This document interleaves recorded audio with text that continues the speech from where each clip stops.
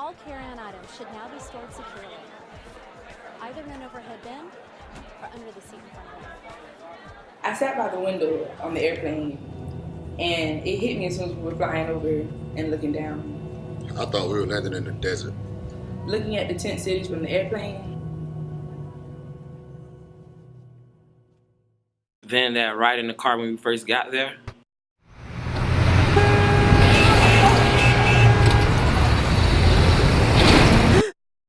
When we went to the orphanage on our first day. I didn't know what to expect when we were walking in. It was dirty. It looked like it needed some work. It was small and cramped. I thought nobody should live like that. I wonder how the kids could smile living in this orphanage. The kids just ran up to us and gave us hugs, kisses, and held our hand. I felt welcome. Yeah, my little sisters don't appreciate me like that. I've known all the teenagers who traveled with us for years, and we don't even treat each other like that. I wasn't uncomfortable. I didn't even think about it. I just picked up the girl. I ain't even going front. When the girl grabbed my hand, I was like, oh. When they first grabbed our hand, it was cool. But when that little boy hopped on my back, I was like, I was mad because the little jit ran to me, and I picked him up, and I realized he didn't have on no shorts. I was uncomfortable the first day we met them, but as we walked through the school and looked over the balcony, I began getting more comfortable. When we first met the kids, I thought the week was going to be awkward. I thought it was going to be hectic. I just knew it was going to be emotional. One of the girls came up to me and she started singing, "This is the day that the Lord has made, and I rejoice and be glad in it." She was singing it in English and in Creole. I couldn't understand the Creole, but I understood the English parts. After she sang that song to me on Tuesday, she went in the house and I didn't see her again after that. I remember people telling me to be careful what you say to people because you never know when you're entertaining an angel. I felt like she was an angel. Walking in the orphanage, I thought, if I were these kids, I would never want to live here. But then I thought about it. They have no choice but to live here. Adjusting when we first got there was pretty hard. It was so hot. I couldn't escape the heat. I thought if I was home, I could just go inside in the AC. Then I realized, here I am saying if again. I had to adjust to taking cold showers. I had to adjust to the lights going out at any random moment. I realized fast that clothes and shoes are not everything.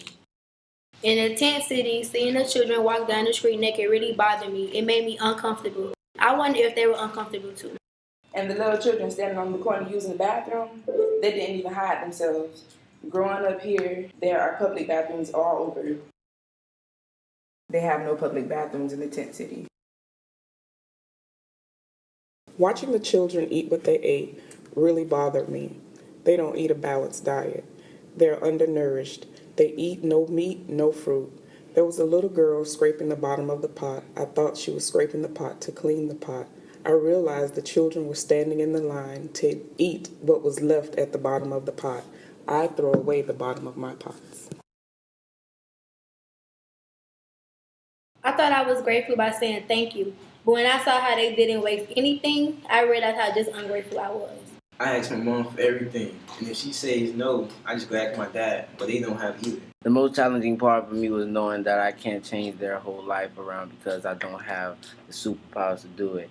But I definitely knew we'd be able to do some transformation to the orphanage. We took out their beds, painted the boys' room blue, painted the girls' room yellow, the outside of the house pink. We scraped down the walls.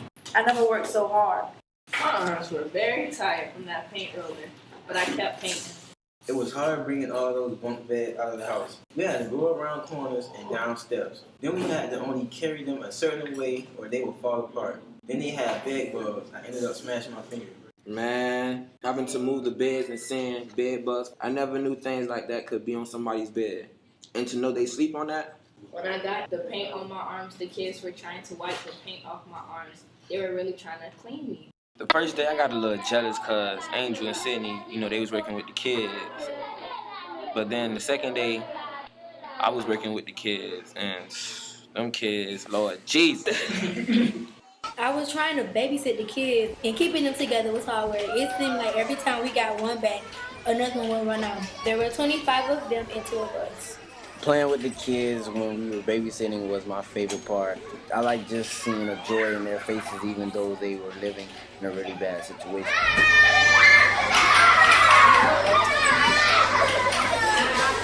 When everyone was working, numerous times I looked around and just felt so incredibly proud of all of us and proud to be part of such a strong, tight-knit group. We had 2 5-gallon buckets of water to bathe 8 children with a tiny piece of soap. Everyone in my house uses a different bar of soap. When the bar gets really small, I throw it away like it's nothing. But they had to bathe 8 children with a tiny, tiny bar of soap. Yeah, they had limited water to do all they had to do. We interacted with the kids, we got to play with them and give them baths and learn from them. We did a good job. But I still feel it needs a lot of work. We left too early. It looks 10 times better. There are still small things that they need. Every night I went to bed, I cried. I cried because I knew we were going to leave them, and we were going to leave them there, and that is their reality.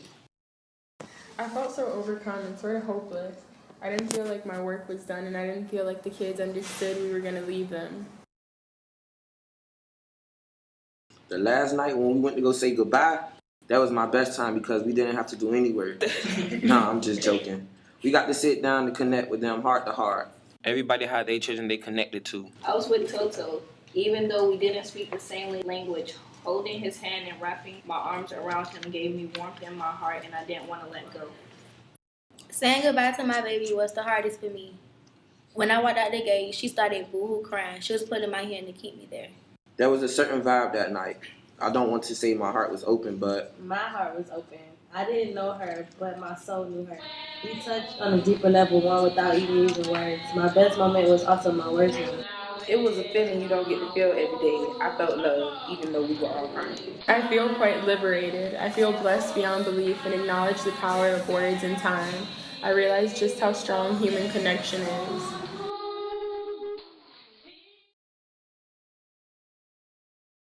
I felt like I've known them kids forever, and it was just a few days.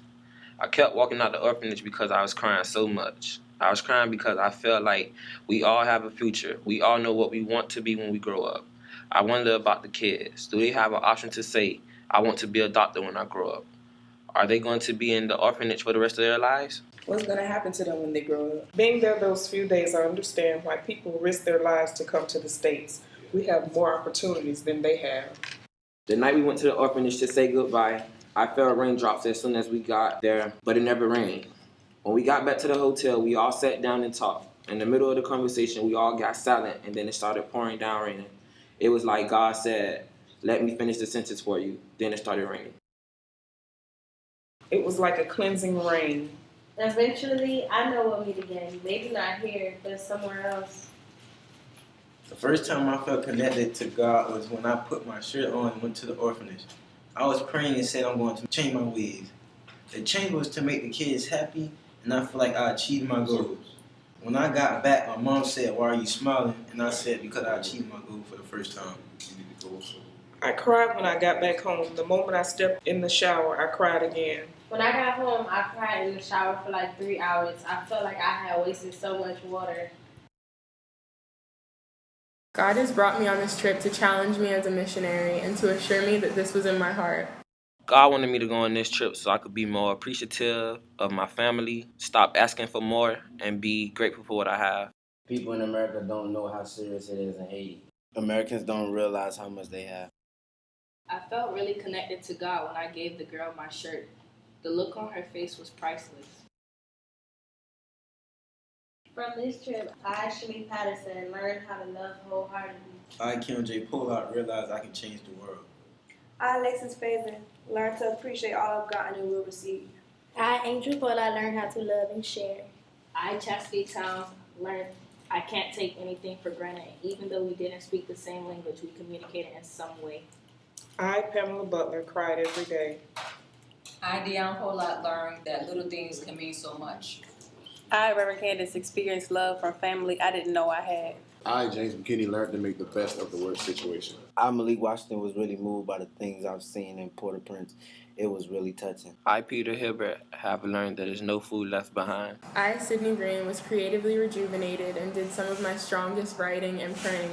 I, Skylar George, finally realized that my true calling is to be in missionary work. Adumwe. Adumwe. I do. Adueng.